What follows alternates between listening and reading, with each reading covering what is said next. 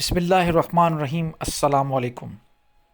آج یہ ویڈیو میری بہنوں کے لیے، میری ماؤں کے لیے بہت امپورٹنٹ ہے، کیونکہ اس پہ میں حیض کے بارے میں بات کرنے والا ہوں، اور جو معاشرے میں غلط فہمیاں پھیلی ہوئی ہیں اس پہ بھی ہم بات کریں گے۔ اور یہ جو انسان کے اندر چینجنگز آتی ہیں، چاہے وہ مرد ہو یا عورت ہو، اس کا مذہب کے ساتھ کوئی تعلق نہیں ہے۔ یہ آپ اگر دیکھیں گے تو یہ اللہ کی ایک سسٹم بنا ہوا ہے، نہ صرف انسانوں میں بلکہ جانوروں میں بھی یہ چیز بالکل واضح ہے، اور اس پہ کھل کے بات ضرور کرنی چاہیے۔ تو میں نے سوچا کہ آج کیوں نہ اس پہ میں بات کروں، کیونکہ مجھ سے بہت مرتبہ یہ سوال بھی کیا گیا ہے حیض کے بارے میں، اور اس پہ ڈسکشن بھی ہوئی ہے، لیکن کیونکہ بہت ساری ایسی چیزیں ہیں جو کلیئر نہ ہو پائی ہیں۔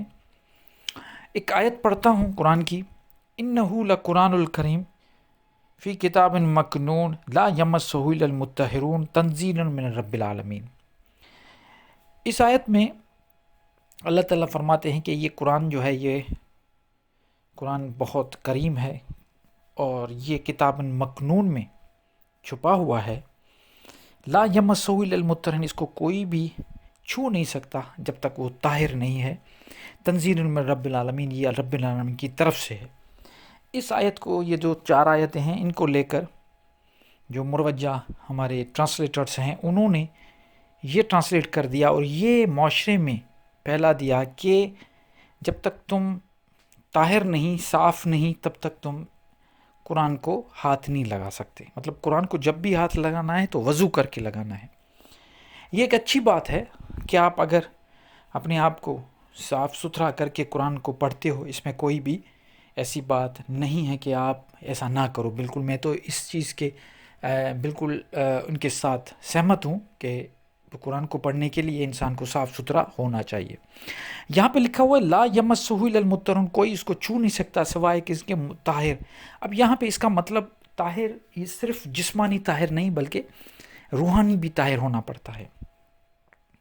ایک جگہ پہ آیا ہے کہ وہ آپ سے پوچھتے ہیں حیض کے بارے میں، تو کہہ دیجئے یہ ایک گندگی ہے، اور کوئی بھی اپنی بیویوں کے قریب نہ جائے جب تک وہ طاہر نہیں ہو جاتی۔ اب یہاں پہ پورے، اگر آپ قرآن شریف کو اٹھا کے دیکھ لیں، پڑھ لیں، وہاں پہ کہیں پہ بھی ایسا نہیں لکھا ہوا کہ حیض کی حالت میں آپ قرآن نہیں پڑھ سکتی۔ اب میرا جو اصل جو ٹاپک ہے، میں اس کی طرف آ رہا ہوں، کیونکہ میں بچیوں سے بات کرتا ہوں، پھر ان سے قرآن کے حوالے سے بات کرتا ہوں پڑھنے، تو وہ کہتے ہیں کہ ہم فی الحال نہیں پڑھ سکتے کیونکہ ہم حیض کی حالت میں ہیں۔ تو یہ کس نے آپ کو کہا ہے کہ اگر آپ حیض کی حالت میں ہیں تو آپ قرآن نہیں پڑھ سکتے؟ کس نے کہا ہے؟ یہ کون ہے جو خود باتیں گھڑ رہے ہیں؟ ایسی کوئی بات نہیں۔ قرآن آپ جب بھی آپ کی مینسز کا پیریڈ چل رہا ہے، آپ اس میں قرآن بھی پڑھ سکتی ہیں، کوئی ایشو نہیں ہے۔ ممنوع جو کیا ہوا ہے، جو منع کیا ہوا ہے، صرف وہ شادی شدہ عورتوں کو منع کیا گیا ہے، مردوں کو منع کیا گیا ہے کہ اس پیریڈ میں اپنی عورتوں کے پاس نہ جائیں۔ صرف پورے قرآن میں یہی لکھا ہوا ہے۔ اور یہ جو میں نے آیت آپ کے سامنے پڑھی، لا یمسہ الا المطہرون، اس کا مطلب ہے کہ قرآن کی روح کو کوئی چھو نہیں سکتا جب تک وہ طاہر نہیں ہو سکتا۔ اس کا معاملہ اس فزیکل صفائی کے ساتھ نہیں ہے۔ اب ایسا تو ہو ہی نہیں سکتا کہ آپ گٹر میں جا کے وہاں پہ ڈبکی لگا کے اس کے بعد اپنے کپڑوں میں نجاست لگی ہوئی ہے اور آپ آ کے قرآن پڑھیں گے، ایسا تو ہوتا ہی نہیں ہے۔ آپ بالکل صاف ستھرے ہوتے، کوئی، یہ تو میں قرآن پاک کی بات کر رہا ہوں، کوئی بھی کتاب ہو، کہاں لائبریری میں آپ جاتے ہیں تو صاف ستھرے ہو کے انسان بیٹھتا ہے، تو کوئی مسئلہ نہیں ہے، آپ قرآن کو صاف ستھرا ہو کے آپ بیٹھ سکتے ہیں۔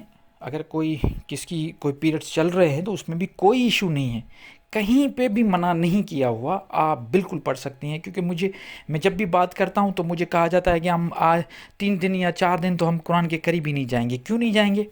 کہاں پہ منع کیا ہوا ہے؟ قرآن کی ایک آیت میں چیلنج کرتا ہوں، کوئی مجھے ایک آیت دکھا دے جس میں یہ لکھا ہو کہ مینسز کی حالت میں آپ قرآن کے قریب نہیں جا سکتے۔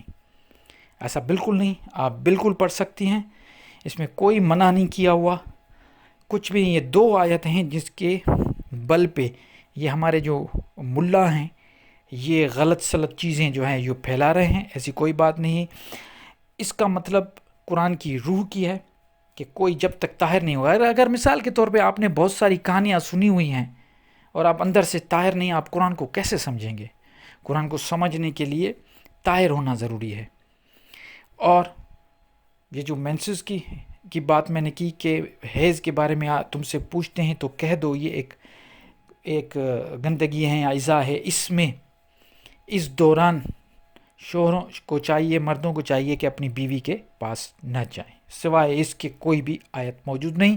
تو کہنے کا مقصد یہ ہوا کہ ایسی کوئی بات نہیں، آپ بالکل جس بھی حالت میں ہیں آپ بالکل قرآن پڑھ سکتی ہیں، قرآن کو سمجھنا ہے، قرآن کو پڑھنا ہے۔ کسی بھی ٹائم میں ایسا کوئی وقت نہیں آیا جس میں آپ کو یہ کہا جائے کہ آپ قرآن نہیں پڑھے۔ یا ایھا الذین آمنوا ذکر اللہ ذکر کثیر، اللہ کا ذکر کرتے رہو، کثرت کے ساتھ کرتے رہو، کہیں پہ بھی کوئی بھی آپ کو منع نہیں کیا ہوگا۔